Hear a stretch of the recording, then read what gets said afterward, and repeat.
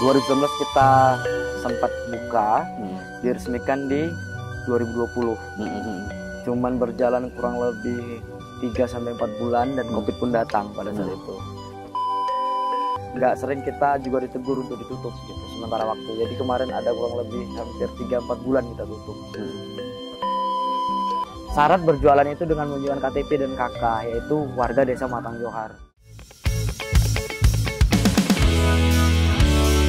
Dip dip dip, Dedi Iskandar Batubara.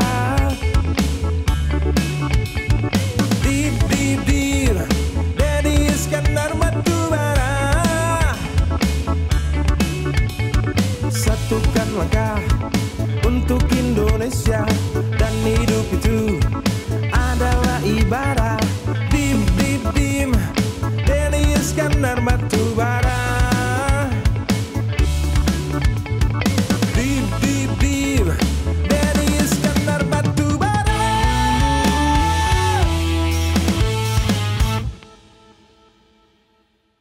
Bismillahirrahmanirrahim.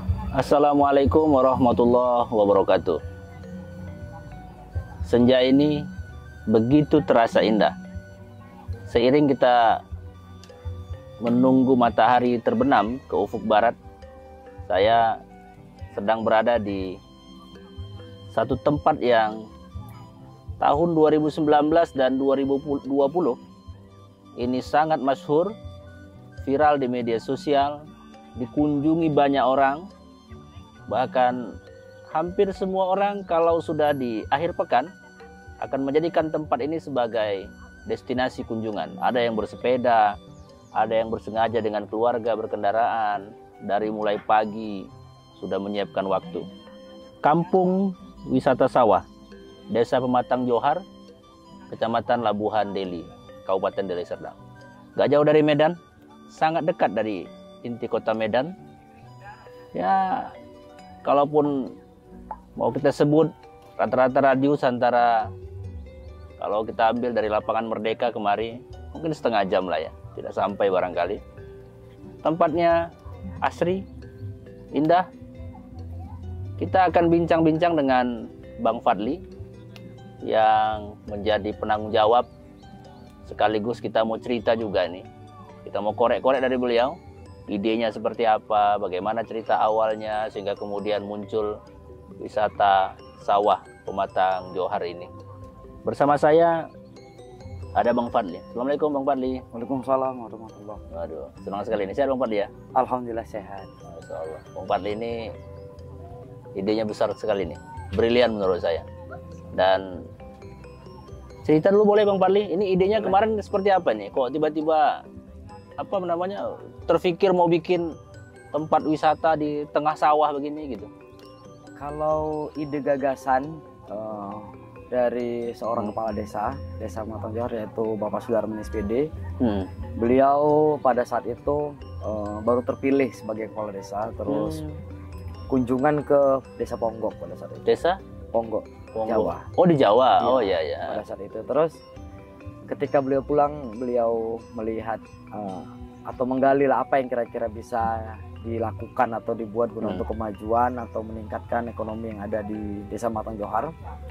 Beliau merekrut anak-anak muda pada saat itu, membentuk sebuah tim, ada Pak Darwis kan, ada selanjutnya syarat untuk berwisata kita perlu BUMDes, payung hukum. Jadi kenapa wisata ini ada? Karena beliau, kalau di sini kan kita tidak punya sungai, kita tidak sungai punya ya? gunung kan, yang ada juga itu limbah, yang ada sungai limbah. Jadi di sini kita memiliki hamparan sawah yang luas, hingga beliau berpikir menggali potensi lain selain dari hasil panen sawah atau padi tadi. Apa? Timbullah ide membuat wisata sawah. Jadi ada penghasilan lain selain dari hasil sawah. Itu awal mula kenapa adanya wisata sawah, karena luasnya area, terus memanfaatkan selain dari hasil padi itu apa sebenarnya. Iya, saya lihat ini kan ada banyak pondok-pondoknya ya. Tempatnya juga diatur sedemikian rupa sehingga terkesan sangat rapi lah ya. Ini yang nggak terganggu, misalkan yang punya tapak sawah gitu, lahannya dipergunakan untuk bangun pondok-pondok gitu. Kalau perihal terganggu alhamdulillah tidak. Kenapa? Karena kita sewa lahan tersebut. Oh, disewa. Sewa. Ya, dengan yang punya tanah. Dan yang punya lahan juga masih bisa menyawahi. Jadi yang tidak bisa Hmm. tersawahi hanya yang ada bangunan bambu atau saung-saung lah dikatakan di sini kan. Tapi tidak ada yang permanen ya Bang Fadli ya? Tidak Saungnya ada. bambu semua ya? Seluruhnya alami. Nggak ada yang di semen, di beton gitu nggak ada ya? Hanya trekking. Itu pun Trekking. pembaruan, tapi awalnya dulu seluruhnya bambu. Mm-mm. Cuman karena bambu ini kan ada limit usia. Iya, iya. Nah, paling setahun 2 tahun paling lama dia harus sudah peremajaan. Mm-mm. Hingga kita mengadakan jalan baru dari trekking bawah. Oh, trekking yang bawah ya supaya Ya. lebih safety lah ya. Lebih Artinya safety, lebih aman. Kalau dulu bambu semua. bambu keseluruhan. semua ya. Ini luasnya berapa ini Bang Fadli? Yang Kalau- dipergunakan ini? Luas khusus sawahnya kurang lebih 1 hektar. 1 hektar ya. Tapi kalau area persawahan dan kolam yang ada itu kurang lebih 2 hektar. 2 hektar ya. 2 Jadi di arena 2 hektar inilah kemudian dimanfaatkan untuk bikin saung, Destinasi wisata. Destinasi dan wisata ya. wahana. wahana bermain anak-anak juga ya untuk apa? Iya, bebek air. Bebek air ya, bebek Iya. air. Ya. Bang Fadli, selama Covid itu nggak boleh rame-rame. Ya, Ini gimana nih kan dulu kalau saya baca beritanya nih 2019 ini mulai dibuka. Kemudian ramai gitu. Di awal 2020 sudah Covid. Itu begitu Covid gimana tuh? Tingkat pengunjung kan nggak boleh rame-rame, nggak boleh Ya. berkerumun.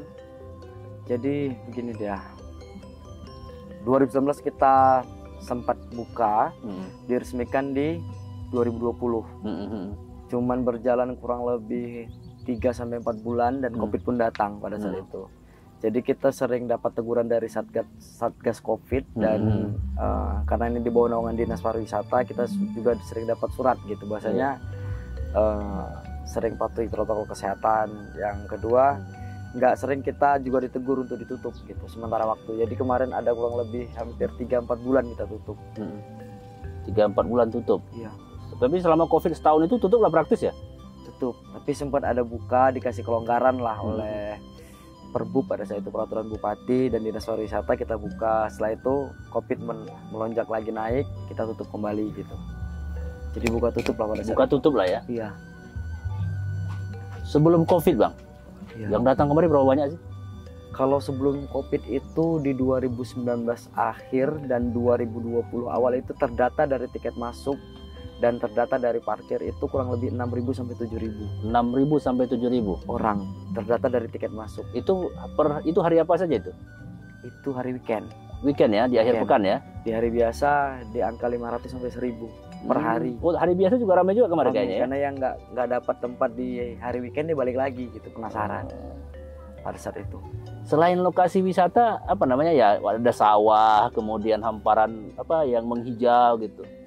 Apalagi yang ditawarkan di sini? Kami ada menawarkan wisata edukasi. Edukasi. Edukasi, kita menawarkan makanan tradisional Apa aja itu Bang?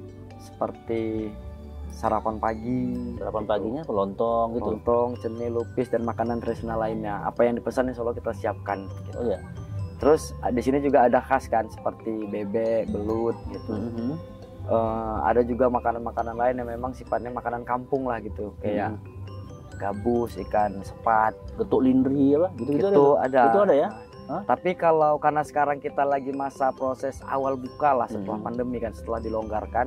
Jadi kita itu sifatnya ketika ada yang pesan baru kita sediakan. Takutnya kita sediakan banyak, Nggak ada sayang. yang pesan kan bisa jadi. tapi biasanya yang minta itu orang-orang yang goes sih biasanya, goes. Guys ya. Goes. Oh guys berarti masih rutin tujuannya kemari ya? Kalau hari akhir Hari pekan ya? weekend. Sabtu dan Minggu di pagi hari jam 7 itu biasanya mereka. Oh. Mereka habis subuh itu berangkat dari biasa kalau nggak Merdeka World itu atau Lapangan Benteng, atau mereka yang terdekat dari Citraland tuh. Citraland kemari ya. Sini, ha. Istirahatnya di sini gitu, mereka di sini. bersantai biasanya. Harga makanan?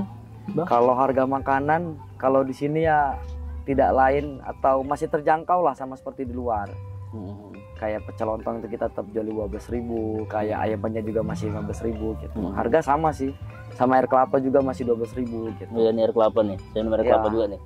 Kasih Bang Fadli.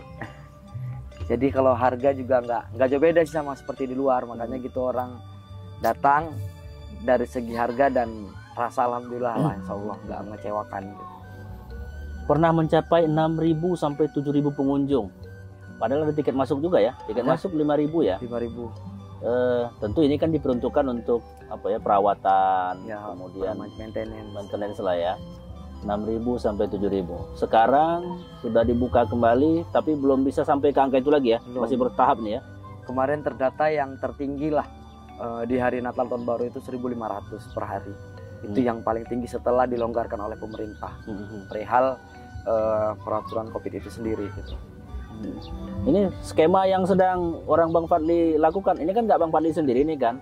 Ya. Anggaplah manajemen itu kira-kira pastilah pemuda-pemuda desa yang di bawah koordinasi Pak Kepala Desa gitu kan. Ini seperti apa nih yang udah dilakukan strateginya supaya pengunjung datang lagi nih? Untuk saat ini sih kami sedang melakukan satu mungkin tahap proses perbaikan lah dari segi fisik, sistem, karena kan memang kita ulangi lagi dari nol nih gitu. Karena wisata ini udah berjalan 3 tahun kan.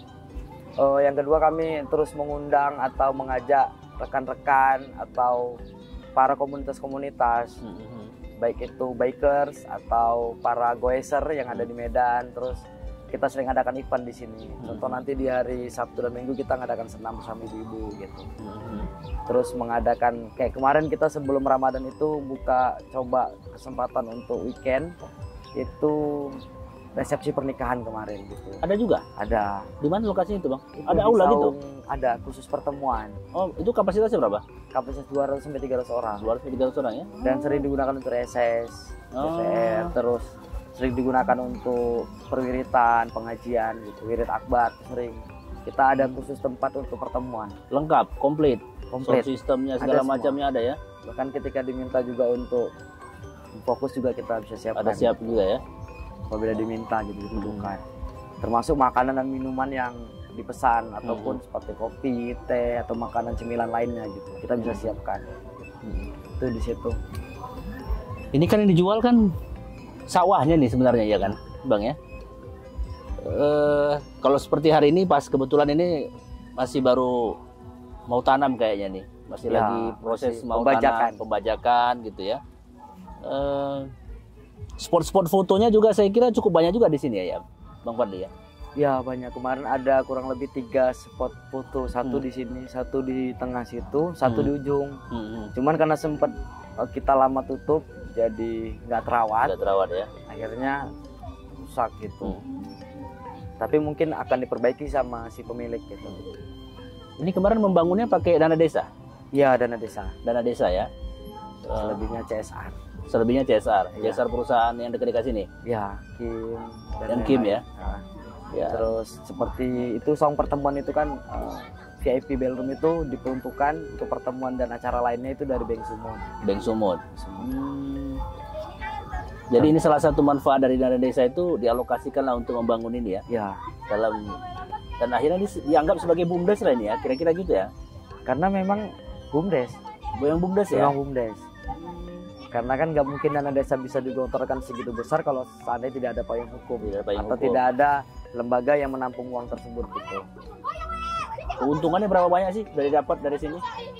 Kalau keuntungan sih,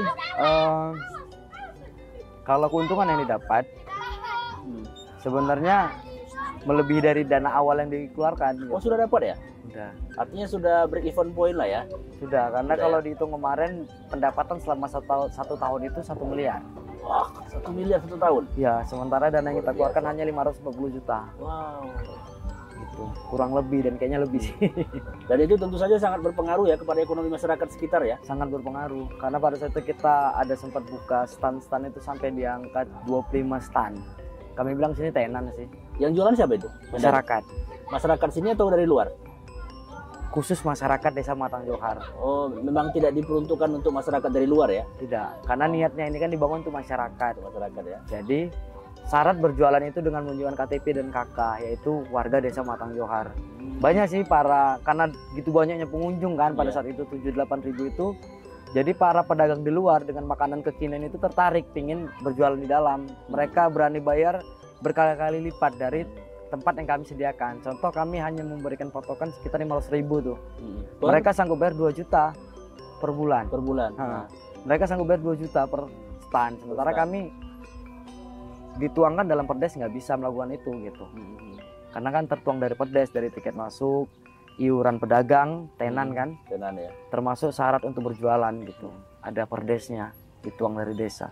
Oh, jadi memang ini sepenuhnya dimaksudkan dalam rangka pemberdayaan masyarakat desa Iya. Pematang Johar. Tidak untuk dari luar, Tidak, baik pekerja dan pedagang. baik pekerja maupun pedagang. Ah. Berarti bisa dipastikan semua yang kerja, semua yang dagang, petugas Masyarakat. segala macam itu pasti orang Pematang Johar Iya. semua. Kalau di luar itu langsung ketahuan. Langsung ketahuan ya. Karena kan ini langsung melibatkan masyarakat nih gitu. Iya. Jadi kayak BKM juga dilibatkan gitu, kayak masyarakat sekitar juga dilibatkan. Jadi kalau ada sesuatu yang mengganjal langsung ketahuan gitu. Jadi keuntungan yang didapat itu sudah bisa dirasakan secara umum oleh masyarakat di sini. Itu dalam bentuk apa? Alhamdulillah sudah. Hmm. Salah satunya untuk bantu pembangunan masjid. Ini kan ada masjid yang lagi Iya. dibangun. Ah, Ada beberapa masjid juga yang lagi dibangun kita bantu. Terus untuk anak sekolah, orang yang kurang mampu, untuk orang yang sakit gitu. Iya. Karena uang itu berawal dari dana desa, jadi kita kembalikan ke desa. kembalikan lagi ke Ah. desa. Itu di luar dari itu kita ada istilah PAD ke desa, pendapatan asli desa. Hmm. Jadi guna BUMDes itu didirikan dengan dana desa, desa mendapatkan PAD dari wisata ini gitu, pendapatan asli desa. Karena kan kita nggak tahu ke depan apakah dana desa masih ada atau tidak gitu. Betul, betul. Itulah kenapa harus ada wisata setiap desa. Iya. Jadi biar masyarakat dan desa itu mandiri gitu, tidak hanya mengharapkan dana desa. Iya. Itu sebenarnya. Bang Fadli, harapannya nih ke depan seperti apa?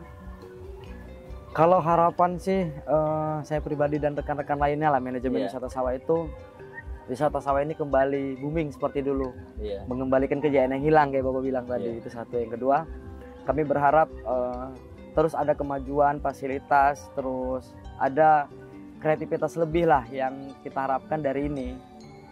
Terus kami juga berharap ke depan ada sesuatu yang wow gitu. Apa kami juga lagi sedang rencanakan, cuman yang pasti mudah-mudahan yang kami rencanakan tercapai. Seperti kolam renang, seperti wisata edukasi yang kami laksanakan itu sedang dalam proses, tapi alhamdulillah beberapa sekolah yang datang puas gitu. Cuman kami berharap itu jadi program unggulan tuh gitu. Wisata edukasi itu kita mengajak anak-anak menanam padi, kita beritahu bahasanya inilah yang kalian makan selama ini gitu. Iya, iya, iya. Terus bagaimana cara prosesnya dari mulai nanam sampai ke panen, akhirnya kita ajak ke kilang padi, Ada yang mendampingi? Fadli dan kawan-kawan. Ada yang mendampingi ya? Iya, Memberikan penjelasan, Betul. informasi kepada anak-anak ya. Dan itu sudah banyak ya? sudah ada kurang lebih 6 sekolah 6 sekolah yang sudah program rutin. rutin ke sini. Rutin ya.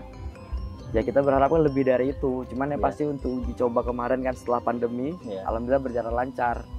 Dan guru-guru juga termasuk organisasi lah yang menaungi atau yang membawa sekolah tersebut ke sini, alhamdulillah puas gitu. Alhamdulillah. Dengan pelayanan kita berikan, Iya. termasuk welcome drink dan termasuk dari makanan yang kita sajikan ke mereka.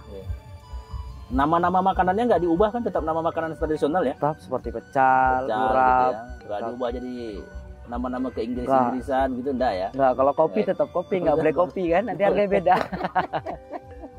Harga Iya. kalau dari segi nama tetap sama, Tetap ya. tetap sama. Mhm. Dan insya Allah dari rasa juga sama gitu. Apa ini bang? Ini jangan pakai bahasa Inggris ya. Ya. Kentang goreng aja ya. Hah? Ya kentang goreng nih. Kentang goreng. Kalau French fries dia mahal harga. Jadi 67.000 Dia nanti. 67.000 ya. Kalau ini Kalau kan ini cuma 12.000. 12.000. Kentang goreng 12.000. Nggak mahal-mahal. Ini ada kelapa Kelapa juga 12.000. 12.000. Tidak ada yang mahal harganya di sini. Tetap sama. Tetap sama ya, bang ya. Sama. Oke, barangkali ini apa namanya, pertanyaan terakhir saya lah ini ya. Selain harapan tadi, barangkali dengan pemerintah seperti apa keinginannya teman-teman di sini? Kalau Dinas pariwisata atau pemerintah daerah, provinsi atau pusat barangkali? ya kami berharap terkhusus dari Dinas Pariwisata, induknya itu Kemenparekraf ya. Terus membimbing kami, membina kami dalam proses pengembangan dan kemajuan dalam bentuk pariwisata terkhusus. Karena kan kami para penggiat wisata ini kan sangat berharap dengan sentuhan pemerintah, dengan program-program yang ditawarkan hingga wisata ini bisa bangkit dan maju kembali. Itu sebenarnya. Saya dengar dulu Wakil Menteri udah pernah kemari ya? Sudah Wakil Menteri BUMN. BUMN ya? Dan waktu peresmian juga wakil menteri juga yang datang. Wakil menteri juga yang datang ya. Ya. Sebenarnya sudah destinasi wisata tingkat nasional. Tapi memang sahabat Dip, pandemi COVID-19 2 tahun itu akhirnya meruntuhkan semua ekspektasi soal masa depan yang sudah dirancang sedemikian rupa. Dan butuh energi lebih besar lagi saya kira untuk bangkit, tumbuh dan berkembang seiring dengan pandemi yang mudah-mudahan bisa segera menjadi endemi dan kehidupan masyarakat juga secara normal bisa berlangsung seperti biasa. Lokasi wisata saya kira menjadi salah satu tempat yang paling potensial untuk dijadikan sebagai alat meningkatkan pertumbuhan ekonomi. Dulu orang dilarang berkerumun, kemudian hari ini setelah pandemi berakhir, mudah-mudahan ini benar-benar segera berakhir, pariwisata juga bisa segera tumbuh. Destinasi lain dalam bentuk apapun di seluruh dunia saya kira hari ini berpacu dan menggeliat untuk bisa menyedot kembali wisatawan yang datang, baik lokal maupun mancanegara. Termasuk juga saya kira wisata sawah Pematang Johar. Wisata sawah ini boleh berada di Desa Pematang Johar, Kabupaten Deli Serdang, tapi wisata ini harus dikenal juga di seluruh mancanegara, bahwa datang ke sawah tidak semata hanya bisa menikmati pematang sawah saja, tapi juga bisa sekaligus menikmati sajian makanan tradisional ala Indonesia yang disajikan di tempat ini. Terima kasih Bang Fadli untuk waktu dan kesempatannya. Bahagia dan senang sekali rasanya ikut bisa memberikan kontribusi bagi pergerakan perkembangan pariwisata kita di Sumatera Utara ini, khususnya tentu saja wisata pematang sawah.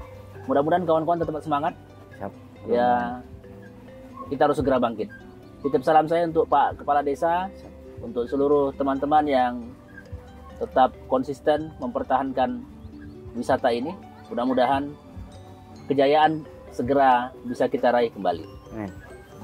Sampai ketemu lagi dalam diskusi dan tema berikutnya pada kesempatan yang berbeda. Dari wisata pematang sawah, Desa Pematang Johar, Kabupaten Deli Serdang, saya Deddy Iskandar Batubara untuk kita semua. Assalamualaikum warahmatullahi wabarakatuh. Oh ya.